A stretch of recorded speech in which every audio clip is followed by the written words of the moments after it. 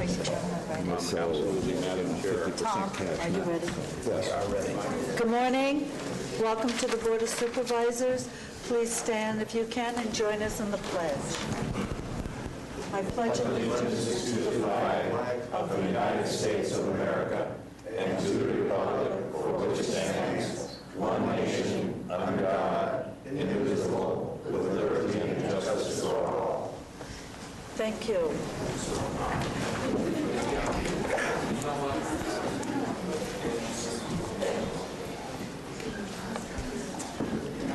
We had a closed session last week pursuant to Government Code 54956.9, a conference with labor negotiators for SEIU, DSA, CCP-SCA, in shorthand known as Ginny Middleton's group, Director of Human Resources and Risk Management.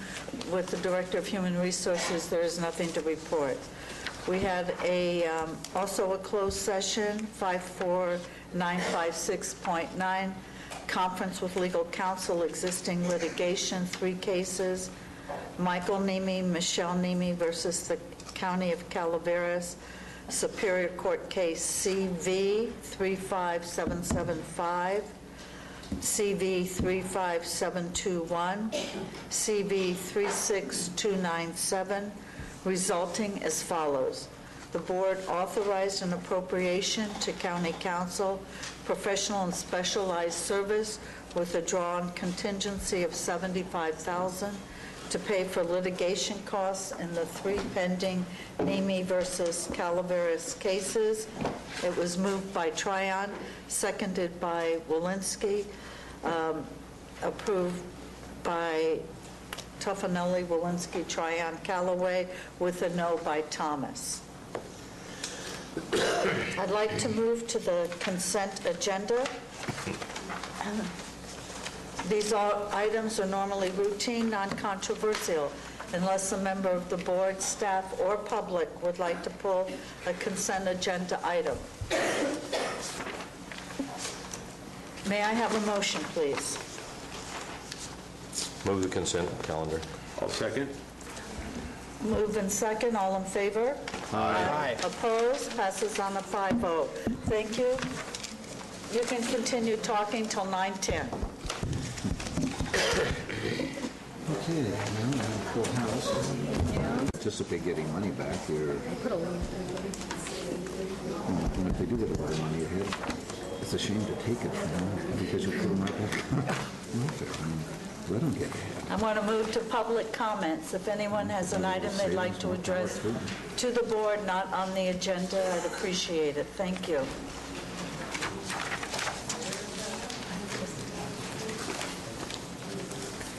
I have 2, if that's okay. Could you just speak into Yes. Thank you.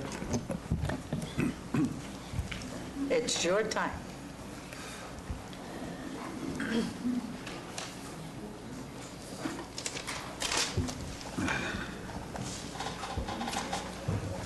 My name is Krista Thompson. I'm the Mental Health Services Act Coordinator for Behavioral Health Services. And my first announcement is regarding our annual update to the Mental Health Services Act Community Services and Supports Plan. And this is an annual update that has been posted for public review and comment. It has been posted. Oh, I think I gave you the wrong one.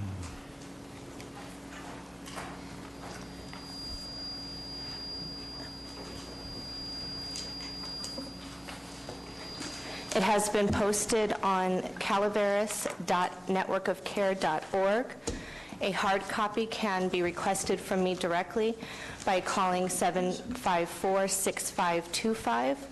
And we also have hard copies available at all of our behavioral health services offices. We've also posted a training fund request. This is under our Prevention and Early Intervention Fund, and if approved, we will be using this fund for a collaborative crisis intervention training in conjunction with law enforcement agencies within the county. So both of these are available, again, on networkofcare.org or by contacting me directly. And we encourage the public to review these and provide any comments to me directly. Again, my number is 754-6525. On June 1st, we will be having a public hearing regarding our annual update at our Mental Health Board meeting, which is located at our administrative building at our Administrative Behavioral Health Services building at 891 Mountain Ranch Road here in San Andreas.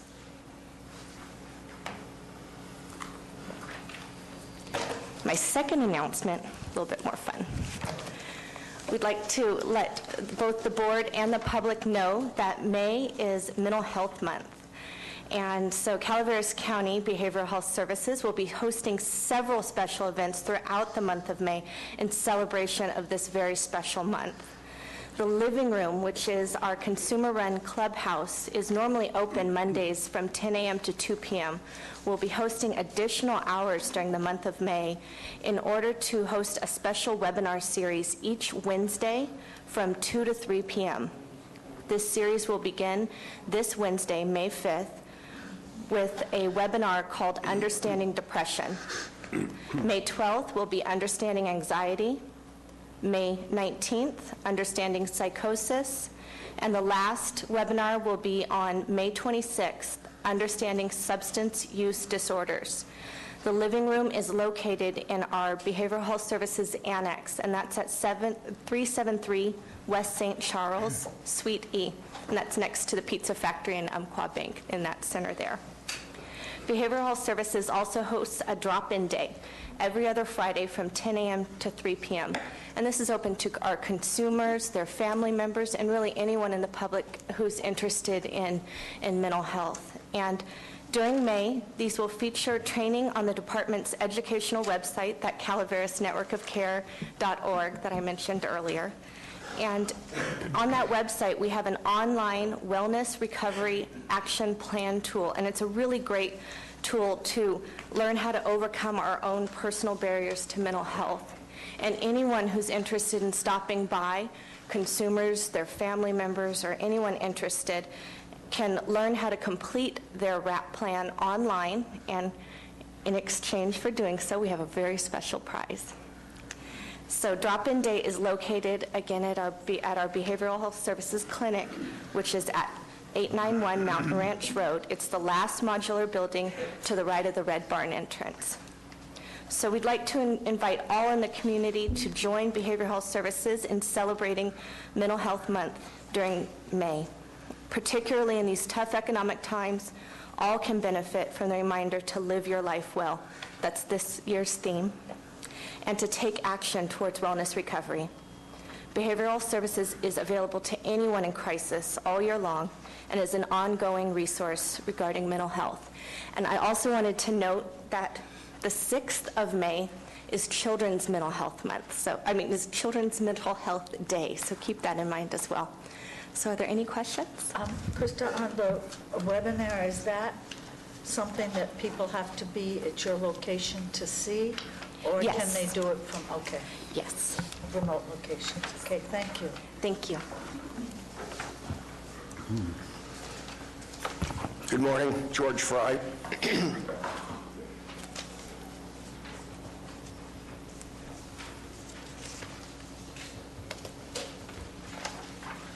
I just want to toot Krista's horn for her because she won't do it. The California Mental Health Planning Council last June recognized Calaveras County and specifically Krista Thompson and Rita Downs for their outstanding programs in terms of the Mental Health Services Act, as well as the Mental Health Services Act Oversight and Accountability Commission that meets monthly in different locations throughout the state. And I just want to encourage the members of the board who do not have enough representation on the Mental Health Advisory Board to please go out there and seek representation to the board. We have some wonderful things going on, and I would strongly urge you to find folks from all areas of the county to serve on that board. Thank you very much. Thank you, Mr. Fry.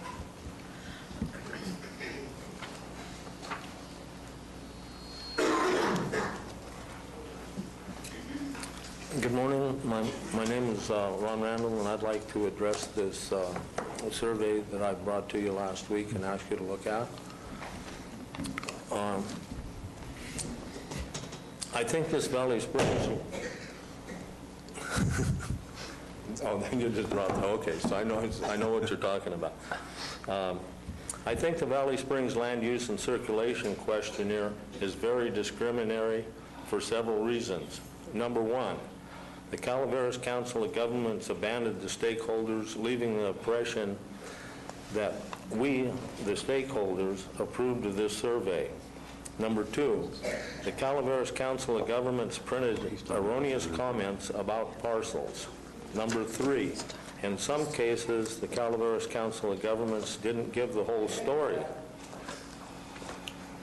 I'm sorry, I'm a little bit hearing impaired, and I heard some noise, and I thought somebody was addressing me.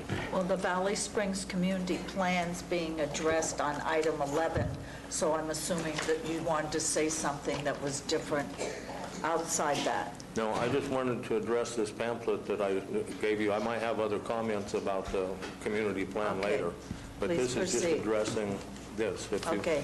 that is okay. No, please proceed. Okay. Some people were sent postcards, some were not. This includes Rancho and other areas outside of the proposed community area. Also, it is discriminatory to conduct a survey online when most of the people in Valley Springs proper do not have a computer.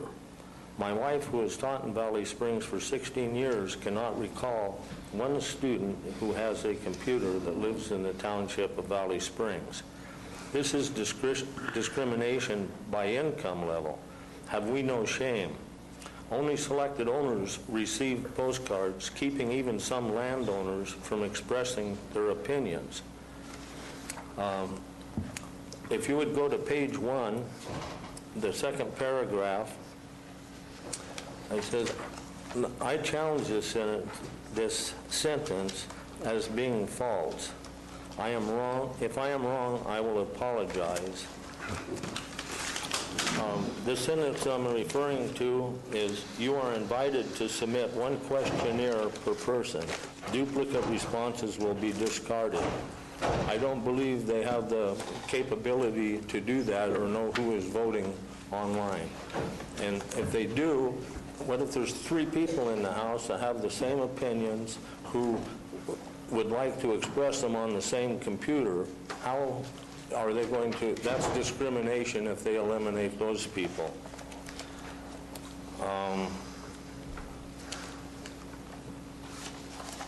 If you have the copy of the survey I gave you last week,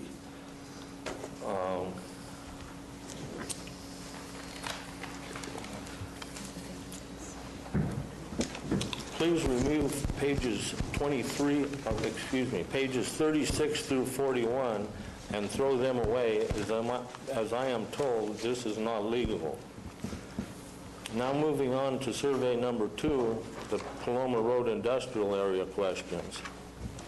On page 23, the 4th line, it is stated that there is no public water or sewer service in this area. In fact, this parcel is in the sphere of influence of the Valley Springs Public Utility District. It is 150 feet from the well, number 4. Basically, it's across the street from this lot. This is the well that supplies all of the water to Valley Springs Public Utility District at this time. This same parcel is 450 feet to the new well, which will be well number 5.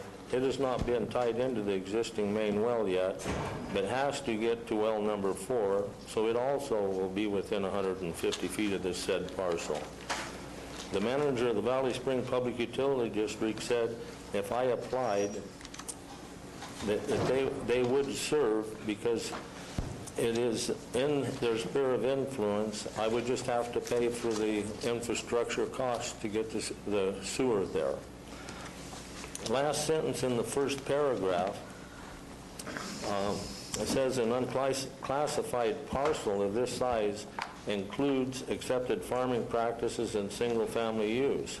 What they admitted was for accessory uses, it includes residential garages, carports, swimming pool, rural home business, and signs in conformance with Chapter 17.72.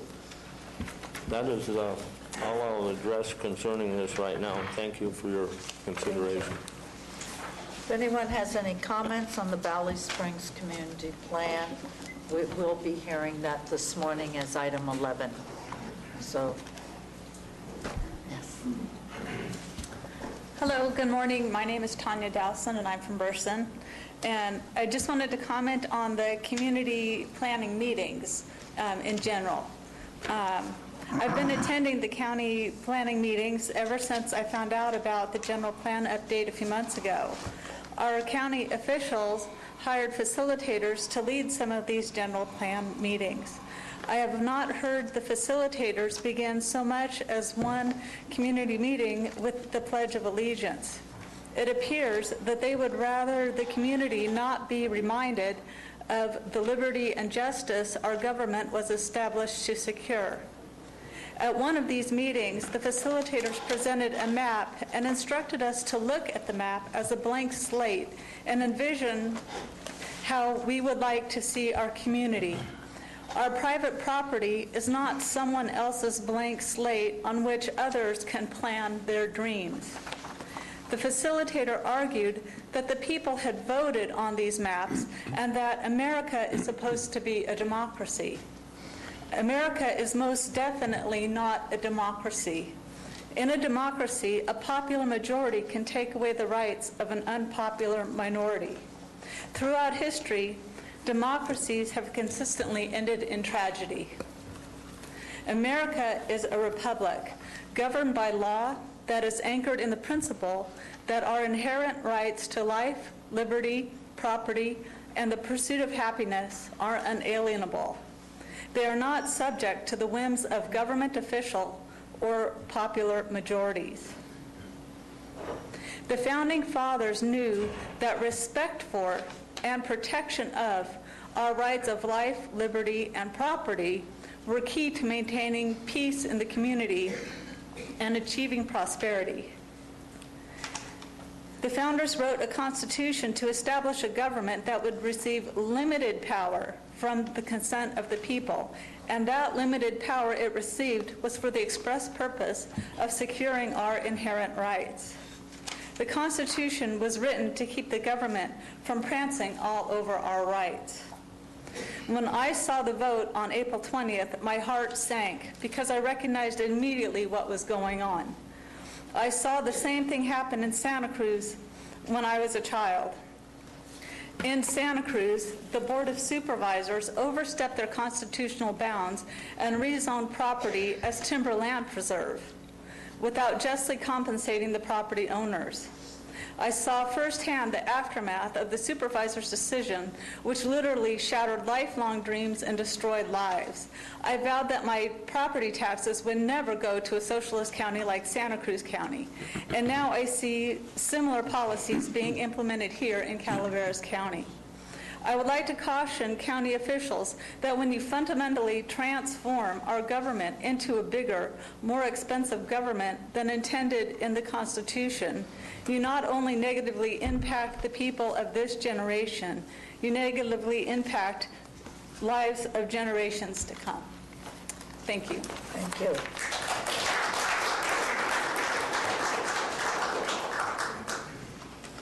Good morning. My name is Patricia Pereira. I'm from Campus Seco in District 1. I'd like to make some comments on the Valley Springs Community Plan. I'm on call and I don't know if I can stay. So that's Okay, why I'm doing I'll it allow now. that, but Okay. thank you. The Caltrans grant is intended to produce a community planning document consistent with the Calaveras County General Plan and the California Environmental Quality Act, CEQA. What is not consistent is with the interests of the Township of Valley Springs and their existing Valley Springs Community Plan. public participation and representation of their community. I'd like to address the issue of public participation or lack thereof. Prior to the grant, we were not notified. There were advertisements after May 09, but it was not effective. People were not informed. It was unsuccessful. Outreach failed. Meetings appeared to be groups and organizations. A good faith effort was not enough to continue to spend $255,810 of a grant money and continue to justify and make decisions on thousands and thousands of acres of land representing millions of dollars and thousands of people and their homes and lifestyles, and jeopardize their property rights, only to have them pull out and protest. Project partners were out of touch with the public when they included lands in the Valley Springs Community Plan without solicitation. 1% representation for Valley Springs does not represent or give a consensus to dictate changes for smart growth. We have forgotten whose community plan we are updating. It is the existing Valley Springs Community Plan that represents the Valley Springs Township. Decisions on inclusion or exclusion of boundary changes should have been their decision. It's their plan. No one but the citizenry of existing Valley Springs Township had the right to make decisions regarding their community plan. They live, work, and own property there. You need to pay attention to the residents of the Township of Valley Springs and respect their ballot vote of 205 residents for Map E. This map was a CCOG map and was used during the electronic clicker vote on August 27th of 09. The ballot survey also rejected rural smart growth, no high-density development. The Township of Valley Springs can develop and update their community plan without outside interference. You can't ignore their concerns, 205 versus 1%. The stakeholders and Map C area residents were from other planned subdivisions and outlying areas who removed themselves by ballot vote, reducing the boundary line for the Valley Springs Community Plan to Map B. Valley Springs Township didn't have a choice. Their boundary was determined by default. Visions and guiding principles were also by default. You're sacrificing the Valley Springs Township to justify a consensus for a grant they didn't approve, solicit, or participate in. Decisions were predetermined without their public participation. The people of Valley Springs and northwestern Calvert County value as a premium their rural lifestyle. The citizenry is not willing to trade their property rights and their rural lifestyle for high-density development and rural smart growth. Thank you. Thank you, Ms.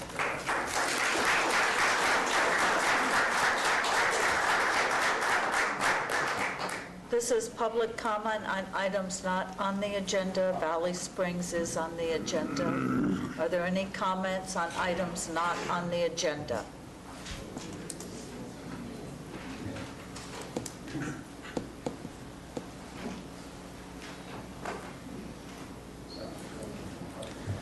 Good morning.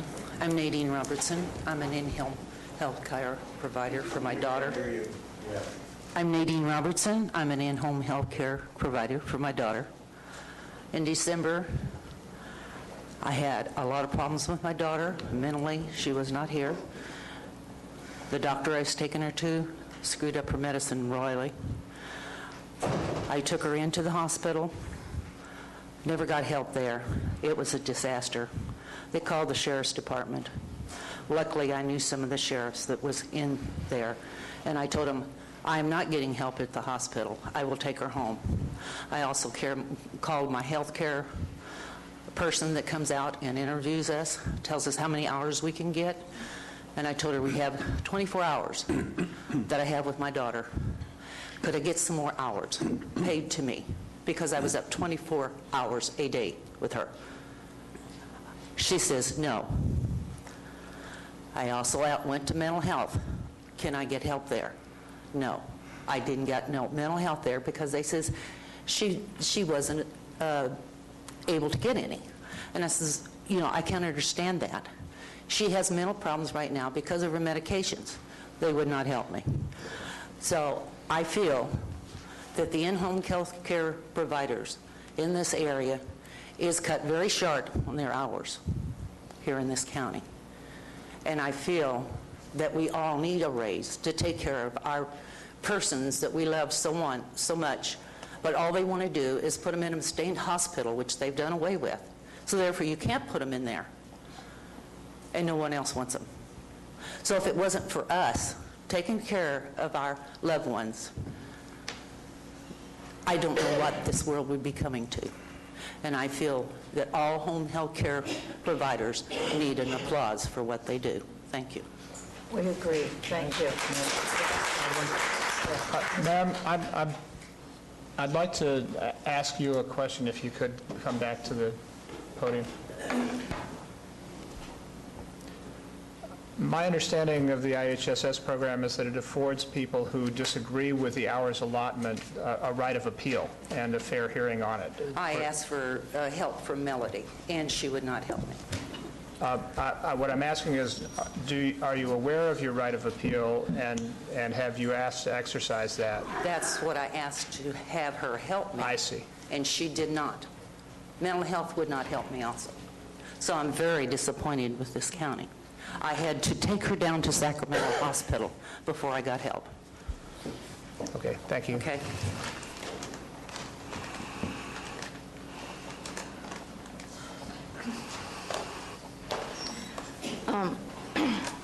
I know what you're describing, the appeal process, and unfortunately for a healthcare provider and the client, it's a mountain load of paperwork and stuff, and it can be, very intimidating. And that's one service that I don't know if it could be a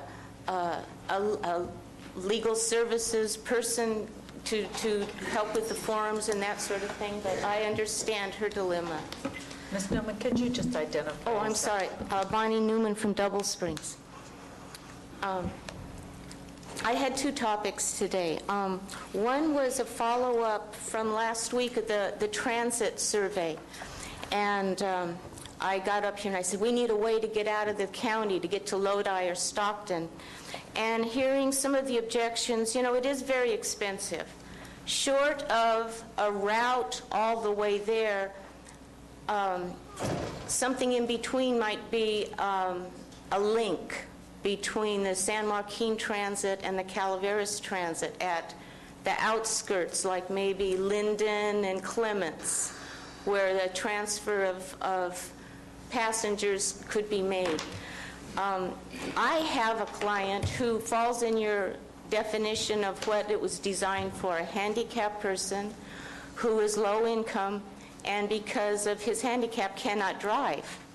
And because of his handicap can only access services that are available in Lodi and Stockton. So that is a priority for me to try and get this handicapped man where he needs to go every single day.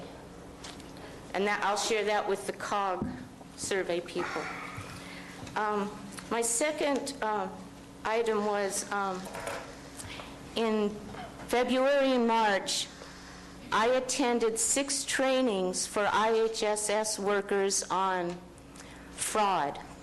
We had to get our fingerprints taken and background checks, and it cost every healthcare worker in Calaveras County $52 to do that.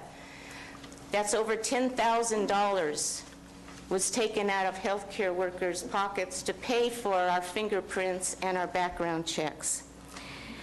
And because of that, I can assure you, in the last 10 years, no healthcare provider has been convicted of child abuse, elder abuse, or welfare fraud. And that's what that means.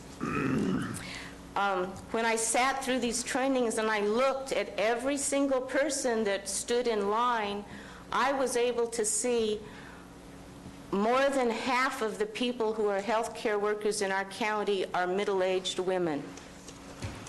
There's a few men, there's a few younger people, but almost more than 50% are middle-aged women. I would say 45, 50, 60, some cases 70 years old.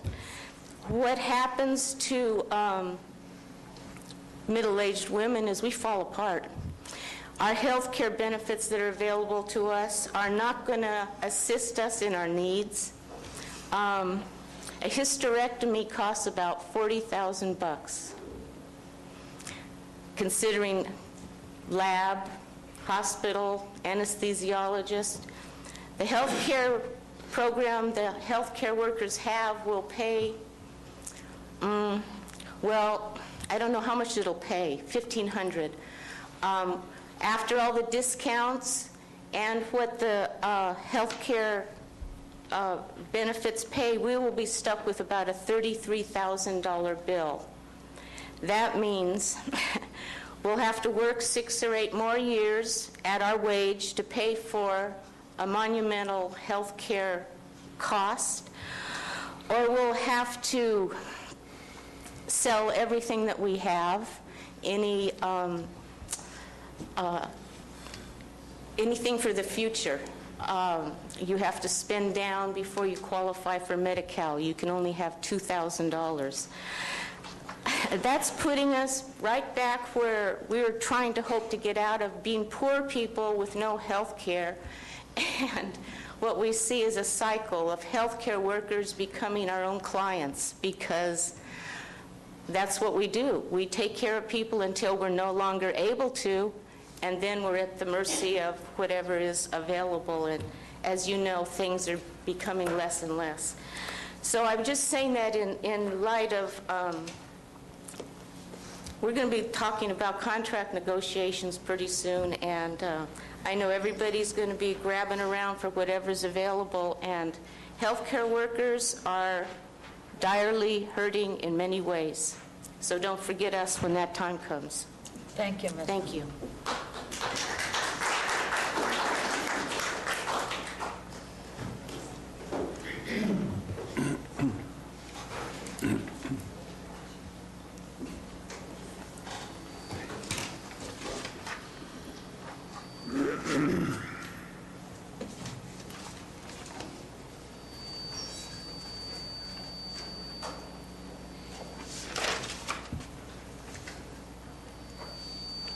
Good morning. 3 quick items. About a week ago, I Mr. sent Mulvaney, could you please identify yourself? Oh, I'm sorry. I'm Thank Bob you. Mulvaney. I live in Murphy's. About a week ago, I sent each of you an email asking your opinion and criticisms of Alternative D to the general plan update. And I'd like to commend Marita Calloway for being the only one that has responded. Thank you for listening to the people as well as the specialty groups and the consultants and so forth. Second item, I understand that all of the candidates for supervisor in the upcoming election were invited to a closed session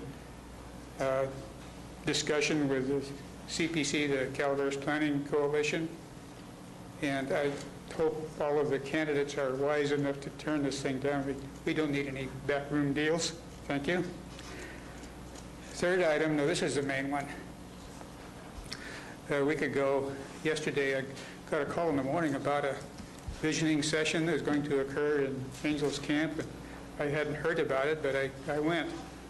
And it was about the hike and bike trail that the City of Angels is trying to promote. When I got there were a lot of hostile property owners, and they were disappointed that there was no publicity on that other than the postcards that went to the property owners. And they were kind of concerned about the $115,000 that have been spent on this study, you know, when we have such budget problems right now. But the most important question that I heard at that meeting was, why must we constantly defend our property from the government? Why must we defend our property from the government? The only thing I can think of is that there's a pernicious and you know, well-coordinated and powerful force that is working against property rights, against personal freedom. Now, property rights are essential to freedom. If you don't have your property, what do you have? in this country. You have nothing. Now, I would like all of you to please listen to your constituents at least as much as you do to the consultants and these outside lobbyists that are trying to promote smart growth and new urbanism and rural smart growth, whatever you want to call it, Agenda 21. You know, a lot of private citizens are putting through a lot of effort on their own time just to preserve their property rights, and yours and mine. Thank you very much. Thank you, Mr. Mulvaney.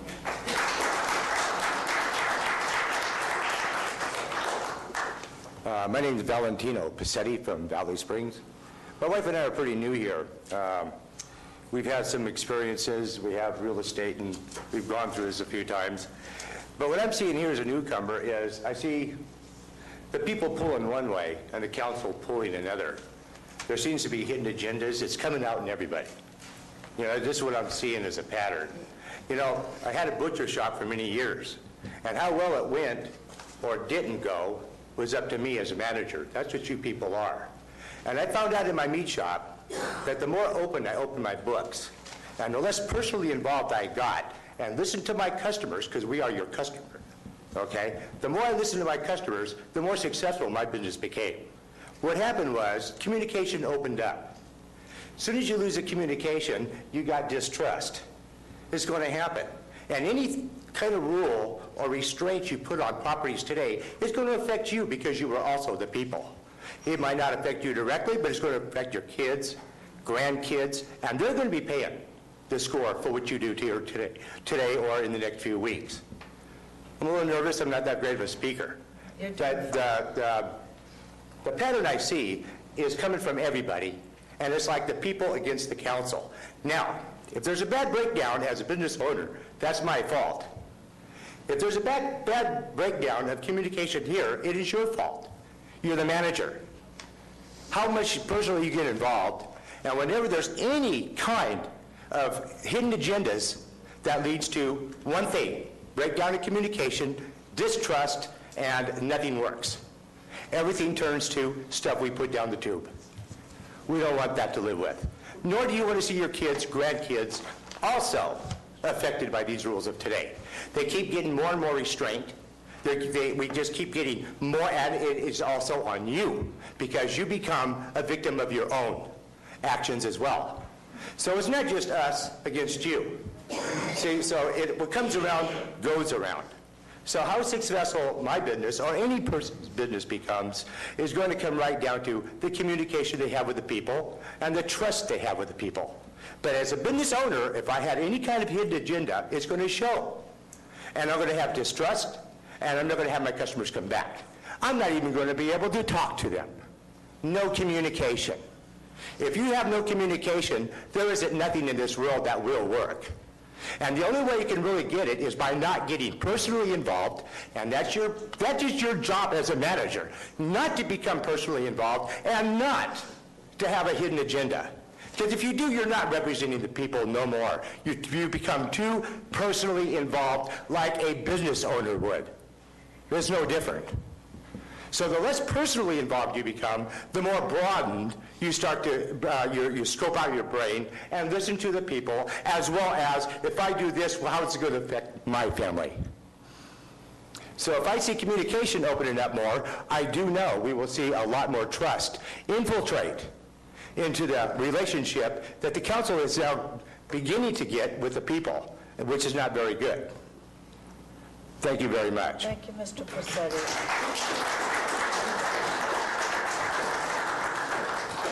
Does anyone else have something not on the agenda, please? Alice Rain from Rancho, and I'm here, well, actually, what Bonnie has said is so true. Transportation that you brought up last week, and your comments, Mr. Walensky, were very good. Because a few years ago, when I was on the Commission on Aging, transportation came up, and it was extremely important. In fact, there were picketings going on out here because of the lack of cooperation, and COG this has nothing to do with Valley Springs, but the COG was supposed to be in charge. I was also on the transportation panel, and I learned an awful lot. Now, at that time, COG was taking care of the transportation and helping. They were trying to, but there were always problems. But the people had to actually come in here with, and we had so many of the seniors and others, this is for the bus. Because the people came in and they had plates. You may have seen them at some of the meetings. But these plates on both sides said, keep the buses, save buses. The room was filled. The room out there was filled. And these people finally were heard. And so they worked on the bus schedule. But it has never become a priority. And it isn't a luxury. It's an actual necessity for your people because as they've talked about, the age groups, you can't get here and there. If you live like in Rancho, we have people out there that have their homes and then something happens to the husband or to the wife. They become the caregiver at that time. Their neighbors and friends who are available, yet a lot of people have moved because of the economy. They can't get anywhere, and they start making phone calls. They call the church and try to get somebody. But the idea of dial-a-ride, go back to that. Because people in all areas could access dial-a-ride. It doesn't have to be a great big bus. As you said, it could be one of these, I don't know what you call them. Jitneys. Thank you. But it could be something like that. And it would not be as expensive. People would be very happy. If they're going to donate time, they'd be very happy to drive, but you give them some money and you furnish what has to be. Now, that's a has to be. And the other thing is that what the people have been saying about the COG and this lady here, she mentioned the fact about the Pledge of Allegiance. Well, I was on that group, and every single time there was a meeting, there was no pledge. Well, we got a little upset about it, and I started talking and asking, so we held a Pledge of Allegiance. And I watched two of the consultants and another person, the head of COG, stand there when the Pledge of Allegiance was said. Their hands were down at their sides and their mouths were closed. It so happens that I was facing them. I could see them. I looked around the room and everybody else was saying the pledge, but three of them were not. And I think this is a rather disgraceful thing when you are trying to push things down people's throat that you don't even say the Pledge of Allegiance. And the county, I know, is in very, very bad straits, but I also appreciate the fact that you are listening. And watching you back here or even on television, you could see your faces on some of these things that are really important to you. And listening to your comments means that I think you're going to do something, and I really, truly appreciate you, Mr. Walensky, because you helped on that a lot. You made a lot of people realize what is going on and that there are ways to solve it. And I thank you. Thank you, Ms. Last week at the... George, could you please identify yourself? Sorry. George Fry, Angels Camp. Last week at the hearing for transportation, the hearing got shut off when I had thought about something to add. I have been a senior driver for the senior center for, the volunteer center, 6-7 years now. I drive people from as far up the highway as Murphy's, Angels Camp, Altaville. I take them to medical appointments in Sonora, Modesto, and Stockton. And the people, some of the people who spoke last week, I don't see their names as volunteer drivers that could be helping in our community of Calaveras County and that are concerned about the expense of the transit program. I would encourage those people who spoke last week to get involved, to be involved in volunteerism and become a driver. The second item I'd like to address is this lady's concern about her daughter. I've been involved with the Calaveras County Mental Health Department for 16 years as a board member on the advisory board. And on rare occasions, we may have had somebody fall through the cracks. And I would encourage this lady to contact the behavioral health director, Rita Downs, and see if she can't get something worked out. Thank you for your time. Thank you, Mr. Fry.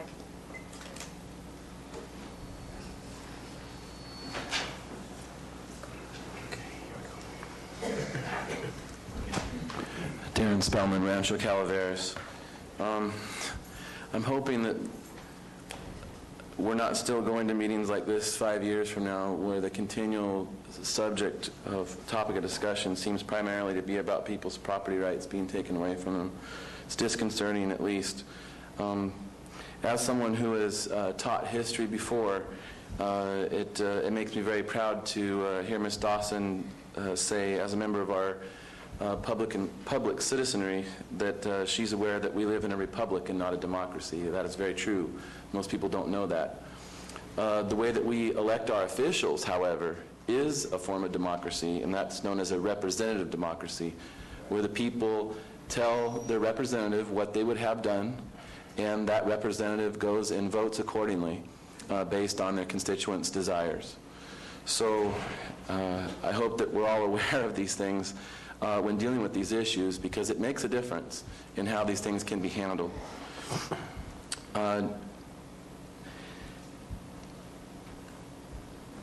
Alice brought up something about the dial-a-ride, and we talked about that last week with transportation, and I hope that that doesn't get shelved, that we talk more about that. It was brought up last week by the gal who is the department chair, I believe, or head of the transportation department here for the county, that the breakdown for the monies, how they get spent, the Calaveras Council of Governments takes off the top first before there's any funding for any other things in regards to transportation, road repair, et cetera, that comes from that pot of money. And it was my understanding, based on what Supervisor Tryon said last week, that before the CCOG existed here in Calaveras County, there was a dial-a-ride program so that people that were elderly or disabled, et cetera, Supervisor Walensky spoke to some of the people in his district that are isolated sometimes, and it is too expensive to run buses with only 1 or 2 people on there, but the dial-a-ride thing seems to make a lot more sense. And if you could get a vehicle like Steve was talking about, that's smaller and more efficient, et cetera, I think that should be the way to go. Now, it's my understanding also, speaking with Mr. Waller, former county employee of 20 years, that the CCOG was originally brought in for the county to be able to have expertise in terms of roadway concepts that the state was requiring. That's a temporary position. So the fact that they're still here many years later in existence and working on other things, including these community plans, which are making people so upset, I think that they need to finish the project they started on with the traffic survey or whatever they were doing years ago, and then we need to close funding and close shop on the CCOG. Okay? Thank you.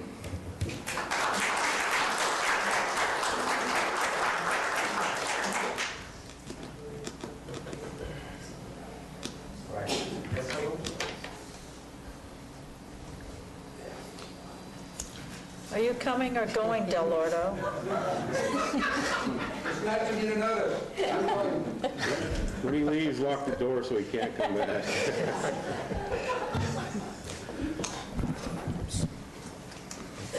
Tom Garcia, Department of Public Works, like to announce our first annual Amnesty Day for appliances, happening May 8th and 9th this weekend, Saturday and Sunday, accepting 1 type of appliance each at Rock Creek, Gamby Disposal in San Andreas, Avery, and Wilseyville. Residents will be required to comply with the same rules as always, show proof of residency. We're limiting it to 1 type of appliance each per resident, 1 refrigerator, 1 freezer, 1 washer, 1 dryer, 1 of each type. These press releases have gone out. They have flyers at each of the transfer stations, and the information is also available on our website. Be happy to answer any questions. Mr. Garcia, could you go through the list again of the places that these will be received? Rock Creek, Gamby Disposal in San Andreas, the Avery Transfer Station, and the Wilseyville Transfer Station. Why did you leave out Red Hill? Red Hill is experiencing some problems due to muck. Due to what? Due to the muck. Yes. Oh, right. Okay. The rainy season has left the facility a little hard to access, and both residents and staff have been complaining about getting stuck. So we're trying to limit the access to that site for this large event, but we will be accepting. We're trying to rock in the area and make it a little more stable. Thank you. Steve? You know that we've had a lot of discussion about the appliance issue and the unintended consequences of the $25 fee up in our area. I'm going to ask for a couple of things. Well, first, have you received the pictures that came in from the tour we did the other day? There's piles of appliances and other things that are stacking up in some areas of the district. I've spoken to the building department, and they relayed what happened with code enforcement, and they've also indicated that the appliances that they've been finding have been dumped quite some time ago, and it was hard to discern whether or not an increase of dumping has happened because of the fee being in place. They indicate that the sites they've seen have been known for some time and that the appliances were there. Given that I travel the area quite frequently, I can assure you that we have a lot more appliances and that many have been dumped since we did this. And they may be old appliances. I'm not suggesting that they were new things tossed out, but they have been put into these areas. My concern, actually, and the metric that I'm hoping can be produced so that we can consider the policy implications of what we did before, is to find out how much it costs. If we have a refrigerator, just here's a theory. If there's a refrigerator that is dumped way back up in the back corners of District 2, we theoretically, when we charge for a refrigerator, it's $25, and that's what it takes to take the Freon out of the thing before we can recycle it. When we have to go get one that's way further out, I'm interested in what the cost is, and both to get it and then the $25 to take it out, and whether the balance is cost effective. Are we seeing enough, are we receiving enough $25 to cover both what we've got coming in, but also with another department spending money to go and fetch them? What's the real equation? And I think it's important that the board have an opportunity to review this so that we can judge what the effect of our policy was. I think there's unintended consequences, certainly in my district, and I'd like to move as quickly as we can to get around that. I know you're working on that, and I'm asking for some update. Understood. Okay. Thank you. Mr. Garcia.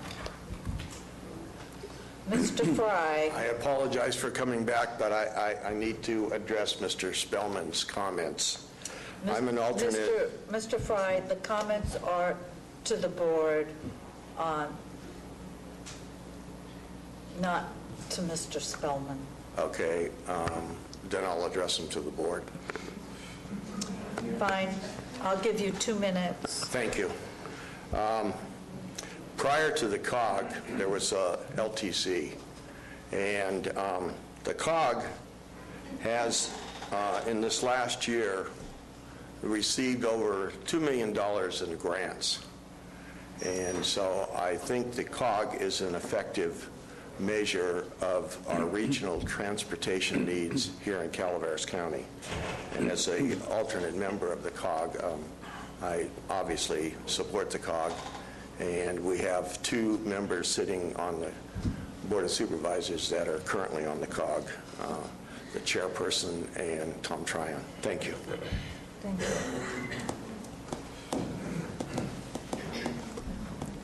Good morning, Board of Supervisors. Andy Ballantyne, District 5.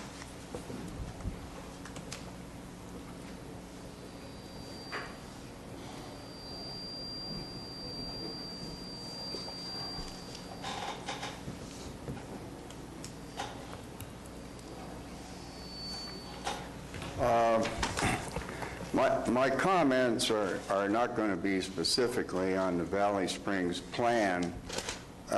It's just some things that I would like to bring up concerning what's going on in Valley Springs. Marita, you may want to shut me down or something and maybe have me bring this stuff up under the purview of the agenda item. I don't know. If it has to do with the Valley Springs Community Plan, Mr. Valentine, I'd like it if you would wait till that agenda item. If it has something to do with other than the Valley Springs Community Plan, please proceed. Okay, I think I can do that. If you'll guarantee me the same 3 trips that Mr. Fry has gone through this morning. Well spoken, Mr. Valentine. I appreciate that. It is 5 minutes per person, Mr. Fry. He is correct.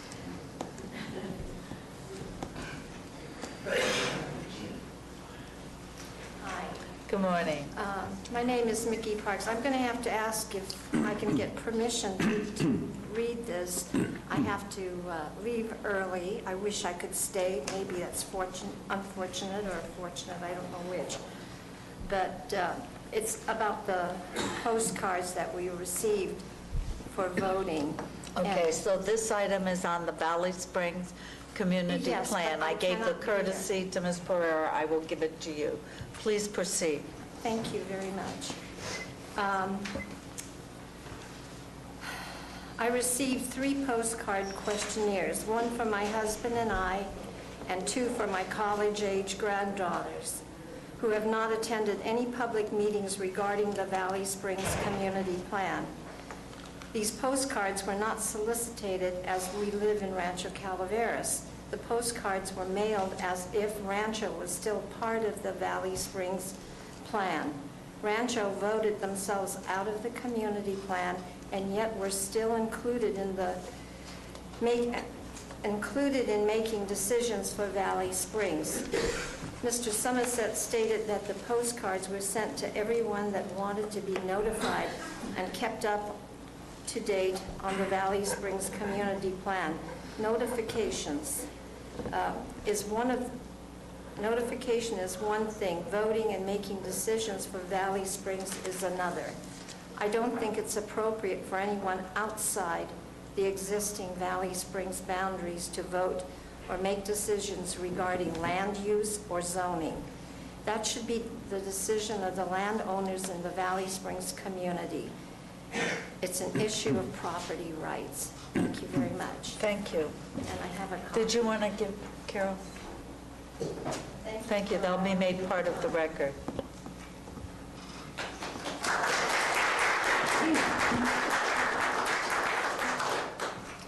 Any other comments on items not on the agenda? Hi, I'm Cynthia Knapp from Public Works. I just wanted to take this opportunity to remind you guys that the fair is May 13th through the 16th, the county fair, and I'm still looking for volunteers. So Marita has already volunteered Thursday and Friday morning. So. I think Tom should volunteer for all 3 days. 4. 4 days. Have you ever been to the fair? Thank you, Cynthia. Okay. Appreciate it. They will be calling you. Thank you. What are they volunteering for? Apparently, I was at the wrong fair.